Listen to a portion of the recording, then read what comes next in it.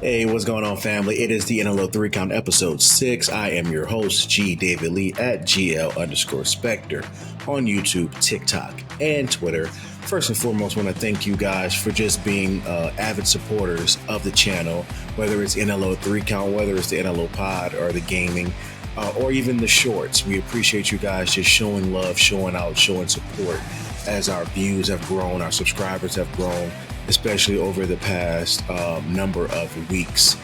For today, guys, we're going to keep it simple. We want to talk about the greatest of all time. Our WWE champion, never seen 17, is John Cena. And 18 days left. 18 days left, or 18 different appearances left, I should say, in 2025 before he hangs up the jorts and, puts on the suit for forever. And so for today, guys, for this 3 Count episode, we're just going to take some time and do a timeline from June to December, jumping around a little bit, just seeing how we would like to see Cena's time play out. As always, like and subscribe if you have not already to the NLO 3 Count, to the NLO Pod. Again, thank you very much. So let's get right into it, guys. We have 29 weeks left in 2025, give or take a few weeks when you're watching this. And we have 18 appearances left. So we should see Cena 2 to 3 times a month, give or take, before the end of the year, which I think is just what we need. I think there will be a small break in there in July as they look to push more evolution content while getting the women involved. And I'm super excited about that. We will do a special show, a reaction show for that pay-per-view, PLE, as well. But for the most part, you should see Cena at least every other week, if not every week. So with that being said, we know there is Night of Champions in Saudi Arabia. With that coming, you have Cena fighting Punk, which this cannot be understated. The level of Punk, like the mindset that WWE has in their writing at the current moment, to have Punk, who was very vocal when he wasn't with the company about going over there, taking the money, doing whatever for the prince and whatnot. And now you have him some way, form, or fashion buying in. Some people are calling him a hypocrite, but we're going to let it roll because we get to see this crazy good match probably for the last time. Or is it? We'll get to that in a second. Him fighting Cena for the WWE Championship. You also have at that same night, and so in this conversation, just to clarify for everybody, we're just going to do a little fantasy booking, kind of how I see it playing out. And maybe even while I'm talking, one of the different ideas may pop up and we may switch it up. So we're just going to take this time to work through it. And at the end of it, we'll come up with that final conclusion of what do we think is going to happen for Cena in his final 18 appearances. And I'm going to keep it first and foremost about the WWE Championship. And then from there, it'll spiral into some other conversations about who he could potentially feud with, as I believe there will be a character shift. I don't know if you guys have been paying attention recently, but whether it was Backlash in St. Louis, or if it was, Money in the Bank, or even Saturday Night's Main Event when he was fighting Truth, now Ron Killings. We'll get to him in a moment also. There's been this level of, he's kind of breaking down a little bit. He's smiling a little bit more. That hard shell he was putting on post Elimination Chamber is starting to show cracks. And what do we want to see from Cena before all this is said and done? Is we want to see Cena become that face again, or at least I do. And here's the reason I say this is because no matter what, we're going to cheer him. We hated him for so long because, as Punk said last Monday on Raw, he was the guy, or it was Friday on SmackDown, he was the guy that was chosen by Vince. We didn't want him. He was great as the doctor of thugonomics in the early 2000s. And that's kind of where we expected him to stay. And as next thing you know, he's getting pushed and pushed and pushed and pushed. And then he had this mantra of being the proverbial golden shovel, getting burying talent, burying the Nexus, Wade Barrett. I'm a huge Barrett fan, multiple time IC title holder, and never can get to that next level. Bury people like I don't know, potentially Ryback, which I think that's a whole nother story. But talent that should have been Bray Wyatt was another one. Should have beat him at Mania. Rusev was another one. Should have beat him at Mania. Uh, all these different talent that always got so close, but never got over the Cena hump. And so when you look at how we treated him for so many years, and then he finally left, soft retired, started doing his films. And by the way, killer action star, really appreciate his movies. Like he said on his promo on Friday, we're gonna definitely look back in 2 or 3 years and say, dang, we had something good and we wasted it. But that's why I want this face turn to happen before he retires. So we can say, hey, before you go, we know we had a little toxicity, as he mentioned, a very toxic relationship. Cena, we learned our lesson. We apologize, my guy. We want to give you your flowers right now before you go. And truth be told, if I had the pencil, and I guess I do tonight on this podcast, is his last match potentially rumored to be in Boston in mid-December. Um, you automatically say next year at WrestleMania, what is that, 42? You're the headliner for the Hall of Fame. And that's it for me. The same place you won 17, made history. You come back the following year. You won't be champ, obviously, but you go into the Hall of Fame and then you can ride off into the sunset and do your appearances. And so I do see that face turn happening. The question will be, when do you think it happens? So for me, it starts with the WWE Championship, right? And so the first question I will ask the chat, and I was typing it here, is do you think Cena will lose to CM Punk at Night of Champions? And my initial answer is no. Cena's not losing in Saudi, dude.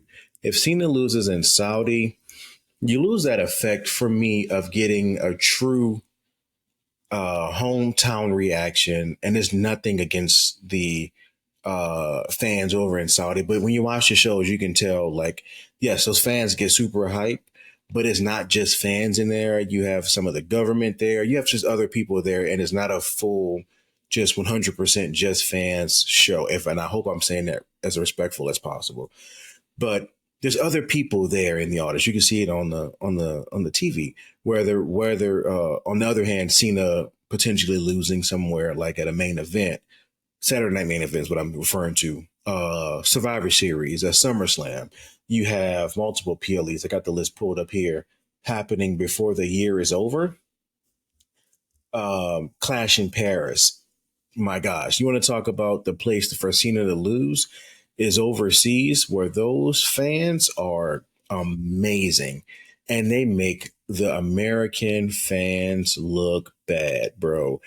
I think back to AJ versus Cody. That moment was stood out so much that I put Il est vraiment phenomenal on my phone as a song on Apple Music. That's how pivotal that moment was, right? Seeing those fans just be excited, being excited to have a PLE in their space. And as a uh, person I'm from New Orleans, and we lost Mania to Vegas, which we'll let it be what it is. The people overseas, man, Paris, Glasgow, Perth. I'll even give it to Saudi because they have built that. I think it's a WWE World or something like that. Those people deserve a WrestleMania. They've been traveling over here to the States for this is 41, so 40 years to come over for WrestleMania every year. Make us travel. We're lazy. Now, granted, I'm not going to go. I hate flying, but make us travel. Let us get over there and give Paris a WrestleMania. Give Glasgow a WrestleMania. Give Perth a WrestleMania. Any of those, and let's see what's really let's make us earn it to bring it back to the states. But bring it back to conversation. Talking about Cena losing to Punk, and I don't think that's going to happen. What I do believe is going to happen is um, if Cena does lose, for me, there's only two places Cena can lose, and it logically makes sense. When you have the person beating Cena, you have to remember and consider this. The reason the way Cena loses, I'm collecting my thoughts, so I have to pause to make sure I say this correctly. Cena came back to have a final run. Cena turning heel means the person who beats him is a as made of a baby's face as you're going to get, right? Because you get to run with I beat the unbeatable John Cena when he finally turned on all you fans and all that. I was the great hope. I want to say great white hope, but I didn't even want to put color in it. It's just the great hope, right? The great hope that I saved the day and I can be this face that runs the place a la Cena for the next 5 to 10 years, as long as I'm given that space to do so. And so, who can that person be, right?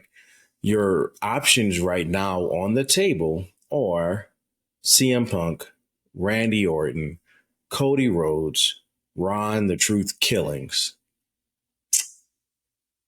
And so that's your A class. And I'll put Truth really in B class because I want to see how they build him with this new return. We talk about being the face that runs the place for the next 5 years or so. That makes the most sense to me. But what you have with somebody like a Truth, who is older, I think he's 52, 53, something like that. You may not get 10 years with Truth. You probably won't, right? But you have heard Bully Ray say this on Busted Open. Lightning in the bottle. Gosh, you got lightning in the bottle right there with Ron Killings, and you can do that. And he can run as champion for a year, and it'll be worth it because you are because of this entire run for Cena made Ron Killings in our mind greater than he already was. And in my mind, he was already one of the best, one of the greatest of all time. Former NWA champ. So Cody, Orton, Punk, what do all these guys have in common? Outside of Cody, and maybe not even Cody, I don't think they got that long of a time, 10 years. So when we look at it, it's who has the most bang for your buck? Personally, when Cena started this, and who has the most bang for your buck in terms of justifiably beating Cena this year? Because one thing we do know for sure, one or two things is going to happen, at least in my opinion. Let me correct that statement. Cena's either going to lose at SummerSlam, San Diego Survivor Series, or he's not losing at all. And that in itself is something we're going to have to talk about in a few minutes because there is a real possibility Cena doesn't lose at all, including his last match in Boston. And he's a heel the entire way through. And he just leaves. And then next year, there's a tournament for a new champion. And he legitimately just leaves with his title. And that in itself is mind blowing. But on any given Sunday, it can happen and it's possible. And so we'll get to that also. So I know I've teased so many different ones. Let's go back. I don't think Punk is winning. I do believe this closes the door for Cena and Punk. I do not believe Punk gets another opportunity to face Cena for the title before then. I believe the true story is Cody and Cena, right? So you have this King of the Ring bracket going on right now. Cody advanced. Friday on SmackDown. You have Orton, who also advanced Friday on SmackDown, and you have Sami Zayn, who advanced on Monday. So in this match coming up this coming Monday, you have Bronson Reed, Sheamus, Rusev, and I believe it's Jey Uso who's the mystery entrant. So on paper, just me being too smart for my own good, I'm like, oh, I know what's about to happen. I don't know, but this is what I perceive what will happen. Sheamus and Rusev have already started to have their own side feud. For me, they're going to have probably a best out of seven match that leads to SummerSlam where it culminates there. Rusev could probably going to get the win, right? Because he just came back from his time in AEW. You want to let him just have a really solid program, and it's not with the Alpha Academy. Him and Sheamus having a banger after banger after banger for the next 2.5 months up until SummerSlam, bro, that is perfect for you. We already know LA Knight is doing the interfering in the Seth Rollins club. By the way, they need a name, but he interfered and caused Breaker the match. Reed interfered and caused him his match subsequently. And so I do believe LA Knight gets his receipt on Monday. And when it's time for Reed to get that pin from the tsunami, you have LA Knight show up again. I don't know, push him off the rope or something like that. And then Jey Uso slides in and gets the quick 1, 2, 3. Now, what is this set up? Consider what you have here. You have four faces all vying to fight Cena. Or, I'm sorry, let me correct myself because the winner of the King of the Ring fights the person on their respective brand. So, and is at SummerSlam. And supposedly, per the rumors, the draft is going to happen after SummerSlam. So, as of right now, you have Jay and Sammy who would fight Gunther. You have Orton and Cody who would fight Cena. Uh, for me, the story is Cody Rhodes now has to go through three of his best friends, if not the best friends he's had in the company that he's talked about vocally, to get back to the man who was his idol or who he idolized and betrayed him. The man he wanted to emulate. I want to be the captain of the ship. I want to wear the suits. I want to do the make a wishes. I want to do everything this man did. He was the formula and the standard. I want to be that standard. And then then Cody got the title and he became that standard. But with adversity, dealing with the bloodline and everything else, next thing you know, Cody gets burnt out. In walks Cena. Cody's focused on the final boss, just like Cena said on Friday. Quick heel turn, Cody, you're vulnerable, taking the title from you. So this is another redemption arc for me, where at the end of it, I do see Cody becoming a two-time WWE champion in a short window, which I'm okay with that. I think Cody, based on this story, has earned that space. But you can make a case for the Viper very easily. Before Cena started this retirement tour, when he announced it, and we were all prognosticating, as Heyman would say, I initially thought the final match for Cena was going to be him versus Randy for 17. How do you get there? Well, obviously, Randy would have had to beat Gunther last year at was it Night of Champions or King of the Ring or something? They fought for the title. He would have had to beat Gunther there. He would have to lose it again. He had to win it back 2 times. A little bit of chaos in there, maybe even win the Rumble, get another title shot somehow or another. They both end up with 16. And then they equally vacate their title, or Orton vacates the title, and then they fight for 17. Something to that effect. It was crazy when I thought about it a year plus ago. Obviously, that is not happening. They immediately got rid of the 17 at Mania and let that be that moment. And looking back now, it makes sense because that was perfect for WrestleMania. Cena wins the record-breaking title at WrestleMania. Now we can move past that and talk about everything else. So you can very well make the case that Orton could face Cena again. You can very well make the case that Orton could be the one to dethrone Cena. The story is right there. I think ultimately it will be one of the people that Cena cheated throughout this tenure to retain his title. And so far, it's only been Orton, Cody to win the title, of course, and Ron the Truth Killings, who they never fought for the title, but again, cheated to win the match. And so when we look at that, King of the Ring, I see Cody winning the King of the Ring. Give him another notch on his belt as this single superstar that he never got his first run in WWE. And to do this, he has to beat his former tag team champion partner, main event Jey Uso, which I believe will be next Friday on SmackDown because Riyadh is June 28th. So 13 days remaining. So yeah, I see them fighting next Friday on SmackDown. And then you have Orton and Sami Zayn fighting, I believe, the Monday after or something to that effect. And we'll get the two finalists fight for the King of the Ring in Saudi, in Riyadh.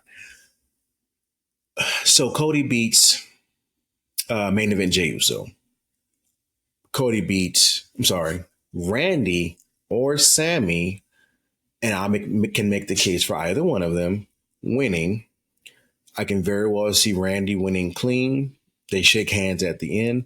I can very well see Cena interfering and causing Orton the match shenanigans, as I like to say. And Sammy takes advantage of Cena interfering or whoever interferes to mess up Orton. Haluva kick hits Orton, drops him 1, 2, 3, and Sammy goes to Saudi. And that also plays into the Karrion Cross narrative of, see, Sammy, you're now doing what you need to do to win.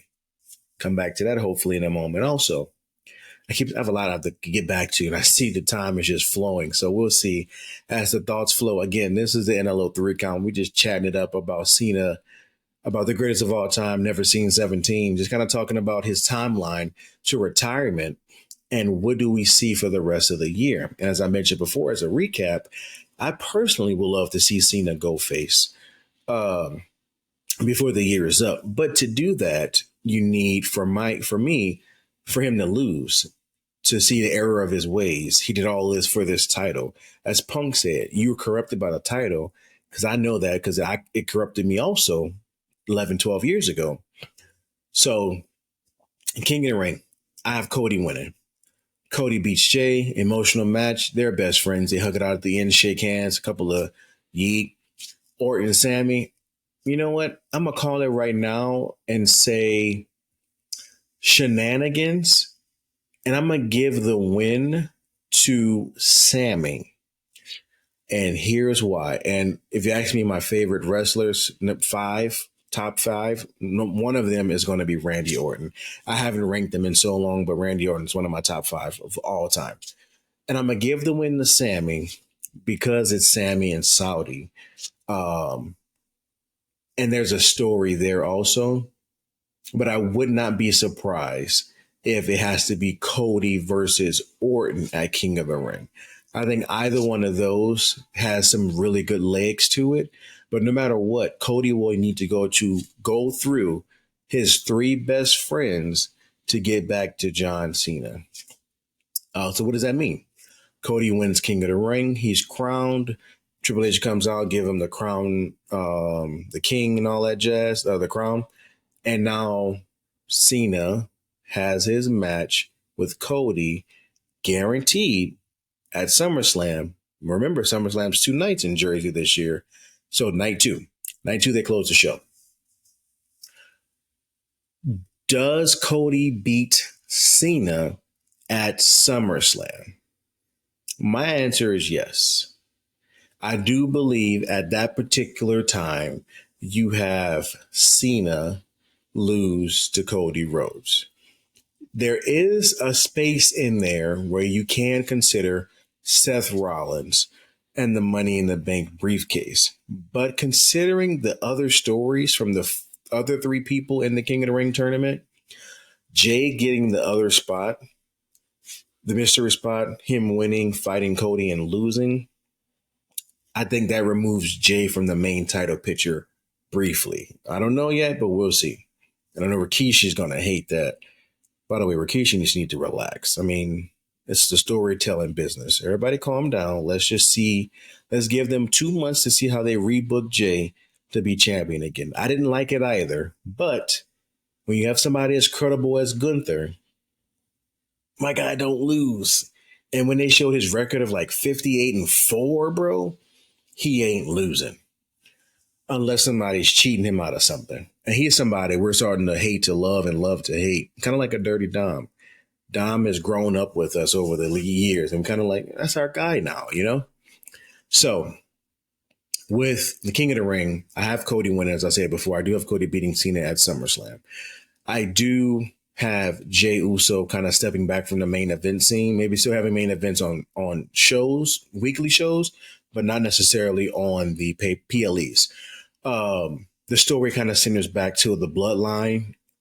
And I'll say this briefly, and I'll get to it in a different episode of the 3 count. I do believe somehow or another the bloodline is going to reform, including Jacob and Solo, once Jacob and Solo work out their beef, because I do believe, and I guess mark my words on this date and time, that at SummerSlam or soon after, somewhere in August, you're going to have JC Mateo join Seth and his crew. So you have JC, Big Bronson Reed, and Braun Breaker with Seth Rollins. Three dogs just, ready to destroy. And that's an easy end to get the bloodline back together, because by that time, I do see our tribal chief returning to the fold and making a run, from late August-ish, maybe even SummerSlam, because it's the first 2-night one. So maybe he's there for that through Mania before he takes another break again. Shout out to our tribal chief, though, Roman Reigns, our only tribal chief. So because that, and so for me, for that means that Seth is going that way with the Money in the Bank briefcase for the World Heavyweight Championship. That means for me, Punk goes that way also as he tries to fight against Seth. They probably fight again at SummerSlam. I could even see a case of Gunther getting cashed in on a Monday, sometime in June, July, and Seth becomes champ and gets the main event spot at SummerSlam night 1 against Punk and maybe a returning Roman. They run back their triple threat match from WrestleMania now for a title. I can very well see that happening at SummerSlam, and I can also see them delaying that and bleeding it out until Mania next year. Same exact location, same night 1 main event, same exact spot.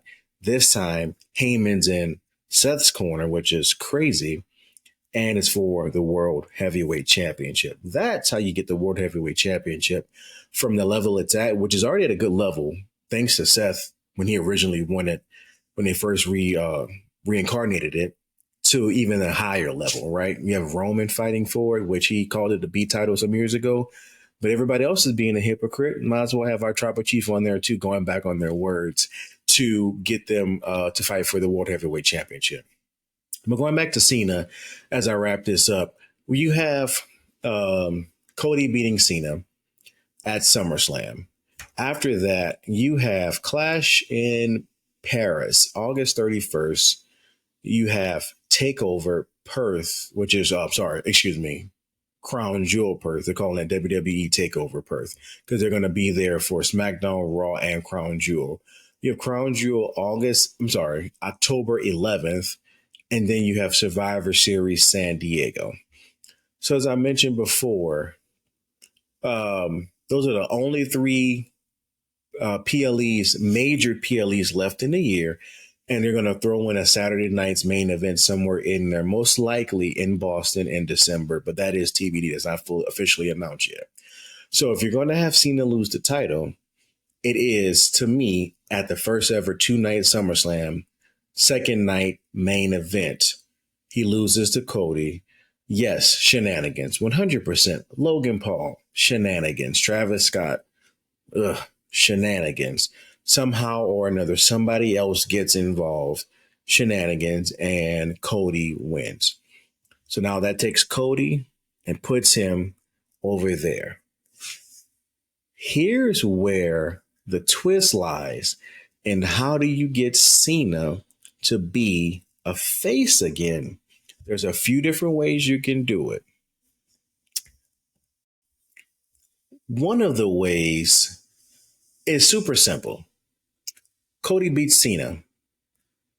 The very next, because that's a Sunday, it's 2 night SummerSlam. Very next Monday, Cody comes out, cuts that babyface promo we're used to. Now he's back to the suit and tie because Cody's been wearing his tracksuit recently because he's stressed out. I ain't mad at it, brother. He's back with the suit and tie. The fans are cheering. Thank you, Cody. Thank you, Cody. Cena just comes out, shakes his hand, gets on the mic and says, "Thank you for waking me up." Yada, yada, yada. Super simple. Thank you for waking me up. I've been a fool this year. I've been selfish. Yeah, I do feel that way about the fans because I felt like I was mistreated over the years. Here's a good example.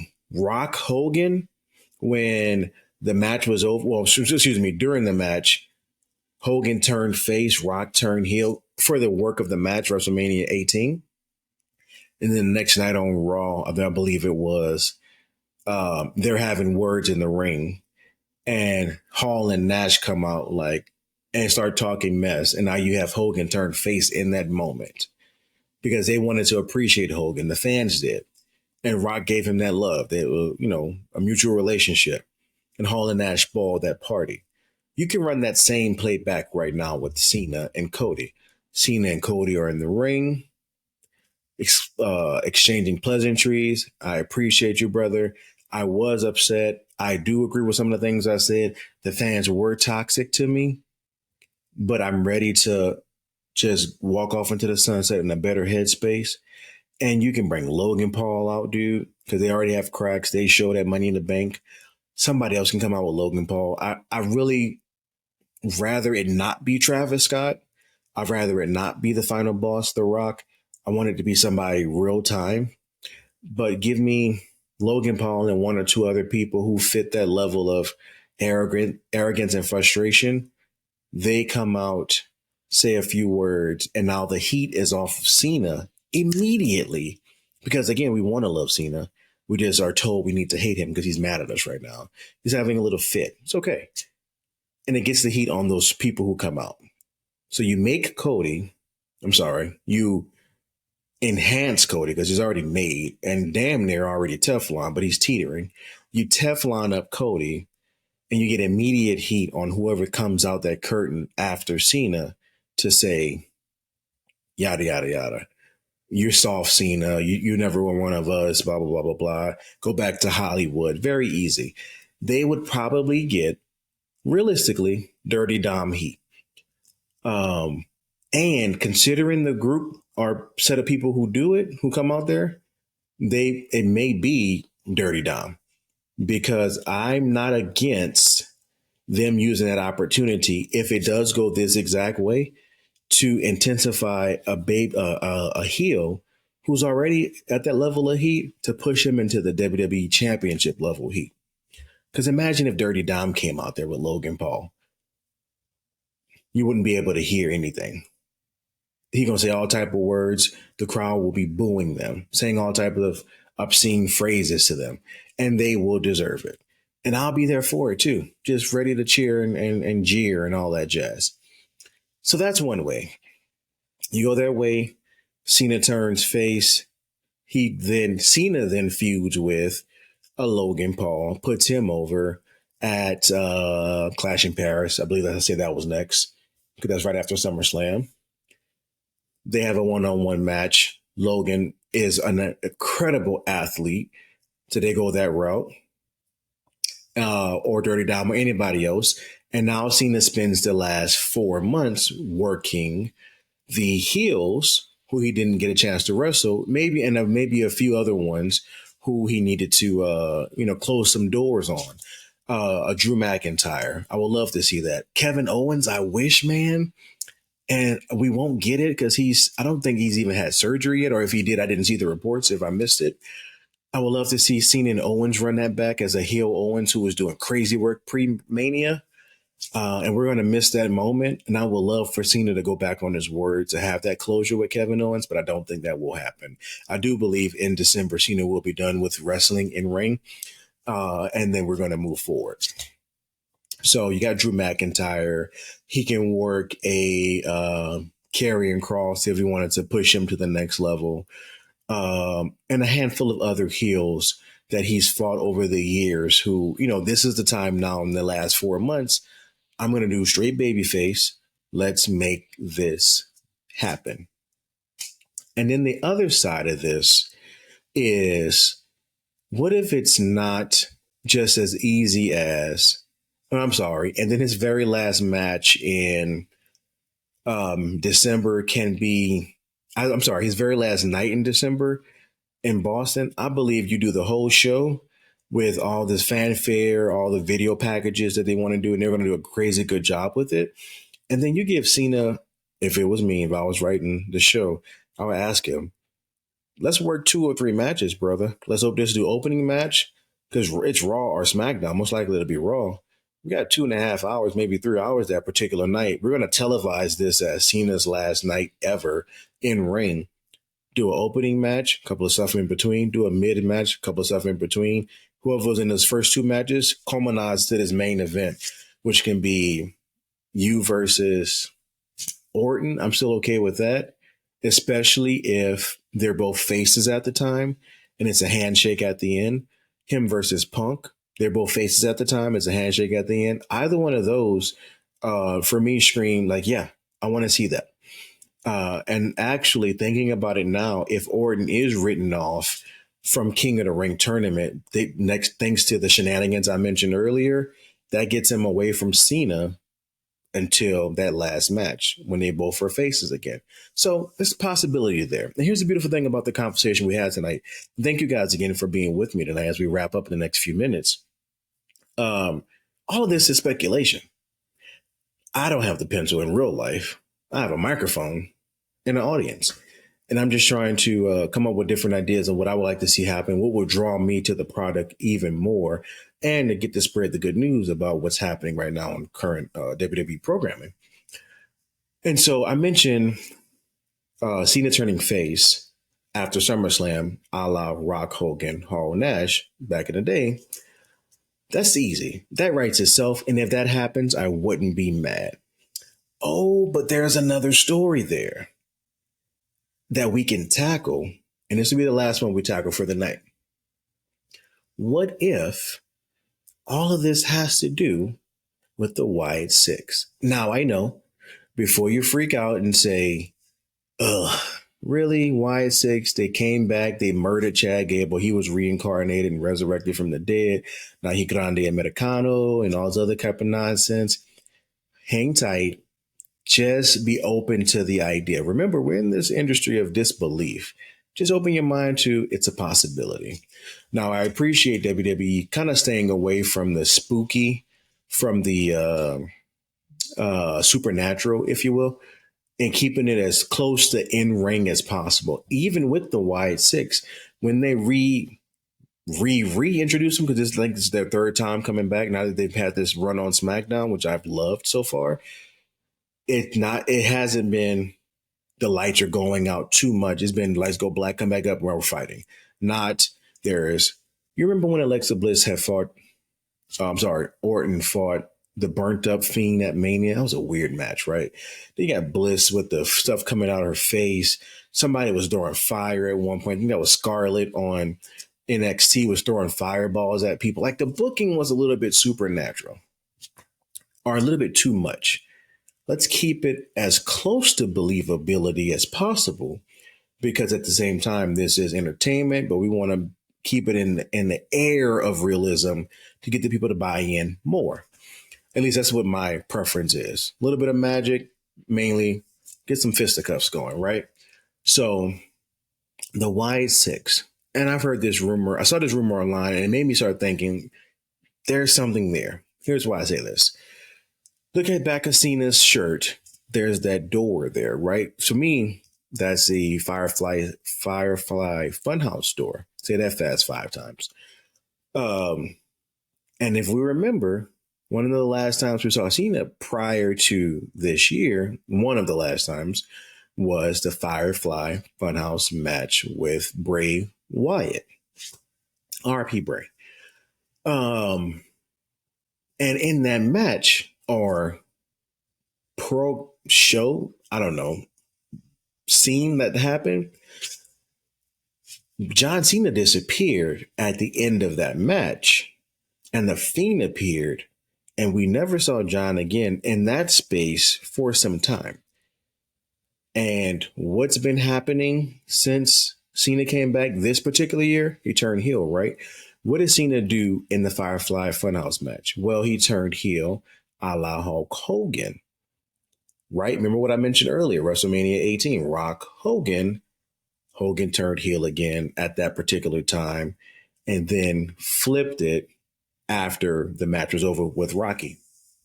So there's rumors circulating around there like, man, all this was planned from the start. I don't know if that's true. If it is, bro, you want to talk about long-term booking? Now, I've seen long-term booking from WWE recently in the bloodline space because I know Heyman, from what I've saw, I don't know because I'm not an expert. I want to say that again, I'm not an expert.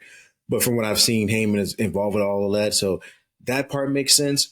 But a lot of the other storylines had a tendency to kind of fall off from the long-term booking perspective. But bro, if they booked the Firefly Funhouse match to Cena's retirement on purpose, kudos. And I'm going to give him the space to just, let's see what happens, right? So here's just rumor. Cody still beats Cena at SummerSlam, though that part is still locked in stone based off this rumor circulating. And then the very next night on Raw, Cody doesn't come out. Well, Cody does come out, but separate from Cena, Cena comes out first to start the show off. Cena's cutting his promo. He's downtrodden. He's depressed. He's sad. The lights hit. No shenanigans. Lights hit. Spotlight. Io. Uncle Howdy. Because for me, for this to make sense, if whatever I saw is any inkling of being true, I need them to have a face-to-face conversation. I need Howdy to be sitting there in that rocking chair. I need him to take the mask off because everybody already knows that's Bo Dallas. Like we've seen them, the promos and vignettes. They've been amazing. I love those. Those I do love. And I need him just to tell the story of how we got from the Firefly Funhouse to this point. This isn't you, John. I can't do a Bray voice or a Bo voice. This is what I always wanted you to be, something to that effect. And now it's time for me to set you free. Yada, yada, yada, yada, yada. And that starts a John Cena, Wyatt Six, Uncle Howdy mini feud. Give it a month. But with him coming out and explaining, I've been pulling the strings all along. You just didn't know it yet, John. Because you think you're too smart and yada, yada, yada, yada, yada. And Cena looking at him with the eyes of like, what do you mean? Air of confusion. He gets jumped. It's very easy that can be a feud to, again, push. Now we're pushing the heels higher and higher and higher. Now you can do the Wyatt Six first, as I mentioned, Drew McIntyre second, and any other heel we really want to push. Rusev, they can run Rusev back by this time to the next level. And so in closing, I don't know how I feel about that particular one yet. I like it from the perspective of getting the Wyatt Six into the main event scene, especially if it's done tastefully without the Magic the Gathering stuff happening. Keep it as real people who have this deranged mindset of their life and they want to hurt people because of it. Keep it there, the old school Wyatt family style. You got me. And if they're going to keep it there, I 100% want to see them and this Uncle Howdy story happen and bridge the gap to get to Cena at some point before he retires. And like I said before, Cena runs all the heels from mid-August all the way through to his final match. With that being said, I do think the final one will be against Orton. I would like to see uh, just a straight up match, classic. Just go forward, no shenanigans, just have a good match, shake hands at the end. And then we get to just honor Cena for being the greatest of all time in this generation, because he has been, whether he was pushed or not, he answered the bell, because he very well himself could have just quit, and he didn't. So we want to thank him, give him his flowers. We want to do it in the ring, not, yes, at the Hall of Fame, sure, but mainly in the ring on his very last night. And hopefully before then, 3-4 months of a solid face run where we can just say, thank you, Cena. You don't suck. We appreciate you. You're the GOAT. Guys, this has been the NLO 3 count. It's G. David Lee at GL_Spectre on YouTube, TikTok, and Twitter. Again, I appreciate you guys chatting with me this evening. Like, subscribe, and share. And most importantly, keep watching as we put out new content for this channel and all the other parts of our channel, the NLO Pod, NLO Gaming, things of that nature. Thank you guys again. Good night. Peace.